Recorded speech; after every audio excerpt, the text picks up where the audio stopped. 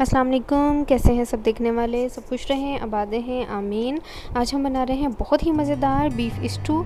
तो आपको अगर हमारी रेसिपी पसंद आए तो हमारे चैनल को सब्सक्राइब, लाइक और शेयर ज़रूर कीजिएगा। तो चलें इसको बनाते हैं। तो गोश्त है हमारे पास 1.5 किलो बीफ का गोश्त है। इसमें जो है बोनलेस भी है और हड्डी वाला भी है। गोश्त को हमने डीप फ्रोज किया है, गोश्त का ही पानी है तो इसको हमने एहतियात से डाल लिया है, पानी वेस्ट कर देंगे। और साथ ही हम इसमें डाल देंगे प्याज। 4 प्याज हैं हमारे पास मीडियम साइज़ के, उन्हें हमने मोटा मोटा ही काट लिया है। हमें प्रेशर लगाना है, तो आपके पास ज़्यादा टाइम है तो आप इसको ऐसे खुला ही पकने के लिए छोड़ दें किसी बर्तन में, और इसको 1 घंटे के लिए आप इसको पकने के लिए छोड़ दें तो बहुत मज़ेदार बनता है। असल जायका इसका वैसे ही निकलता है। तो प्याज डाल दिया है मैंने, मोटा मोटा से ही कटा हुआ है। अदरक लहसुन है मेरे पास, 1 लहसुन पूरा है, इसको पील ऑफ कर लिया है। अदरक है 2 इंच का टुकड़ा, उसको हमने पीस लिया है। और सूखे मसालों में है हमारे पास कुटी हुई लाल मिर्च 1 टीस्पून, नमक 1 teaspoon, turmeric powder 1/4 teaspoon, whole red chillies हैं 15 से 20, कोरिएंडर पाउडर है 1 टीस्पून, सिनेमन स्टिक्स हैं 3 से 4, और होल ब्लैक पेपर्स हैं मेरे पास 10 से 15 होल ब्लैक पेपर्स हैं, और 4 से 5 लौंगे हैं। 1 टीस्पून भर के ज़ीरे का है, तो इसको भी साथ ही डाल देंगे हम। ऑयल डालेंगे हम 1 कप से ज़्यादा, खुला ऑयल डालना है हमें। इसमें घी या ऑयल में कंजूसी नहीं करनी, क्योंकि गोश्त को हमने बहुत अच्छे तरीके से भूनना है। खाने का असल जायका गोश्त वाले सालन का तभी निकलता है जब आप उसमें अच्छे से घी डाल के उसकी भुनाई करें। आपको ज़्यादा लगे तो बेशक आप बाद में उसको रिमूव कर दें, किसी दाल वगैरह में यूज़ कर लें, तो इससे उसका टेस्ट भी बेटर हो जाता है और आपका ऑयल भी ज़ाया नहीं होता। टमाटर ले लिए हैं 4, हमने साबुत ही डाले हैं। उसके छिलके हम रिमूव कर लेंगे। पानी डाल लिया है, बस इतना ही पानी हमने डालना है कि गोश्त इसमें डूब जाए। इससे ज़्यादा हमने इसमें पानी नहीं डालना। प्रेशर लगा देंगे हम 15 से 20 मिनट के लिए।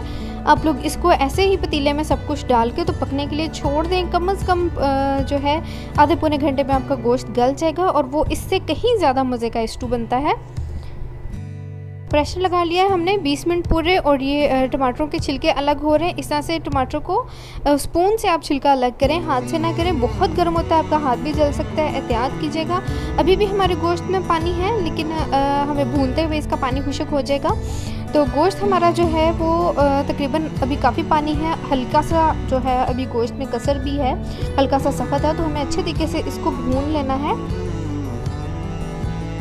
जैसे जैसे हम इसको भूनते जाएंगे, जो मिर्चें आपको अभी साबुत नज़र आ रही हैं वो बिल्कुल घुल जाएंगी, बिल्कुल भी आपको नज़र नहीं आएगी। साथ ही हम इसमें डाल लेते हैं दही। 1 कप दही है हमारे पास, बीट कर लिया है अच्छा सा, तो 1 कप हमने दही डालना है। दही आपने बहुत एहतियात से डालना है, खट्टा दही बिल्कुल नहीं आपने डालना, ना खट्टा दही डालना है, ना बहुत पतला सा दही डालना है। जैसी थिकनेस हमारे दही की थी ऐसा दही ही आपने इसमें डालना है। अगर आप इसमें खट्टा और पतला दही डालेंगे तो इसका वो जायका, वो रंगत बिल्कुल भी नहीं आएगी जो स्टू की खास रंगत और जायका होता है। तो भून लेंगे हम अपने। तो ये देखें गोश्त हमारा भुनता जा रहा है, साथ ही साथ पानी खुश्क होता जा रहा है। हमने इसको बड़े बर्तन में निकाल लिया है। जैसे जैसे हमारा गोश्त भुनता जा रहा है, हमारी जो मिर्चें हमने डाली हैं होल रेड चिलीज़ वो भी घुलती जा रही हैं। तो ज़रूर बनाइएगा, ट्राई कीजिएगा, बहुत मज़ेदार बनता है। ग्रीन चिलीज़ ली है मैंने 7 से 8 ग्रीन चिलीज़, और इनको मैंने इस तरह से कट लगा लिए अंदर। 2 स्लाइस हमने नहीं किए इसके, क्योंकि कुछ लोगों को खाना पसंद नहीं होती, गुल जाए मुँह में आती, अच्छी नहीं लगती, तो आप भी ऐसे दरमियान में कट लगाइएगा। और 1 जिंजर का टुकड़ा ले लिया है हमने 2 से 3 इंच का, तो उसको हमने जूलियन कट काट लिया है, साथ ही डाल दिया है वो भी। और साथ ही हमने इसमें डाला है 1/2 टीस्पून के करीब गरम मसाला पाउडर। भून लेंगे इसको। जितने में हमारे गोश्त का पानी सूखेगा उतने में हमारे अदरक का मज़ेदार सा जायका और खुशबू, हमारी हरी मिर्चों की खुशबू हमारे सारे सालन में आ जाएगी। और हमारा अदरक भी इतना ज़्यादा वो गल जाएगा कि हमें बिल्कुल भी पता नहीं चलेगा कि हमने इसमें जूलियन अदरक डाला था। और जब भूनते जैसे जैसे हमारा गोश्त भुनता जा रहा है वैसे वैसे इसमें बबल बनने शुरू हो गए हैं, ऑयल निकलना शुरू हो गया। धनिया डाल दिया हमने। धनिया जो है इसी स्टेज पे आपने डालना है। ऑयल जब निकल है उस टाइम पे आपने धनिया नहीं डालना। स्टू में धनिया थोड़ा पका हुआ उसकी एक स्पेशल सी खुशबू होती है, वो अच्छा लगता है। अभी जो पोजीशन है इसकी गोश्त की, अगर आप चाहें तो ऐसा रख सकते हैं इसको, ये भी बहुत मज़े का लगता है। आप चाहें तो इसको बिल्कुल ही इसका ऑयल निकाल लें। क्रीम ली है हमने घर की, जो फ्रेश दूध पे मलाई आती है ये वो है। आप चाहें तो डिब्बे की यूज़ कर लें, लेकिन अगर आप ये वाली आपको मिल जाए घर दूध पे से मलाई उतार लें, तो इससे जो आपका जायका स्टू का आएगा वो आपके डिब्बे वाली क्रीम से कभी भी नहीं आ सकता। तो आप लोग ट्राई कीजिएगा, घर की मलाई उतार के।